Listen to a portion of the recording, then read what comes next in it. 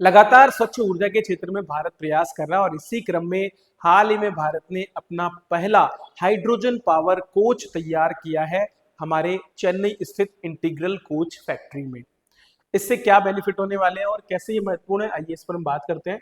तो भारत जो है, भारत की जो रेलवे है उसने चेन्नई में जो इंटीग्रल कोच फैक्ट्री हमारी है वहां पर देश के पहले हाइड्रोजन चालित कोच का सफलतापूर्वक परीक्षण किया है।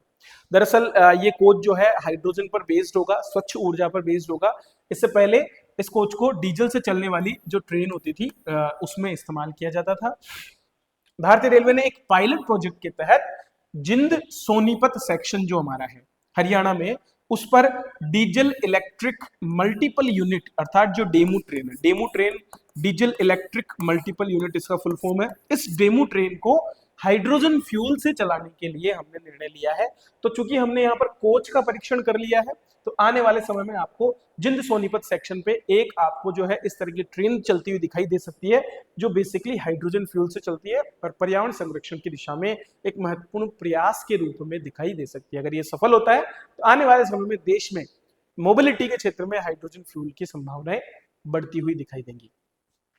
इसके अलावा हाइड्रोजन फॉर हेरिटेज करके 2023 में एक नई योजना हमने लॉन्च की थी जिसके तहत 35 हाइड्रोजन ट्रेनों को हेरिटेज और हिल रूट्स पर चलाने की प्लानिंग बनाई गई थी। तो चूंकि हिल रूट्स और जो हेरिटेज रूट्स हैं वो काफी संवेदनशील क्षेत्र हैं और उन क्षेत्रों में पर्यावरण को नुकसान पहुंचाने वाली कोई भी गतिविधि हानिकारक हो सकती है और इसीलिए यहाँ पर हाइड्रोजन बेस्ड ट्रेन चलाई जाएगी। हर एक ट्रेन की लागत लगभग 80 करोड़ रुपए होने का यहाँ पर अंदाजा है।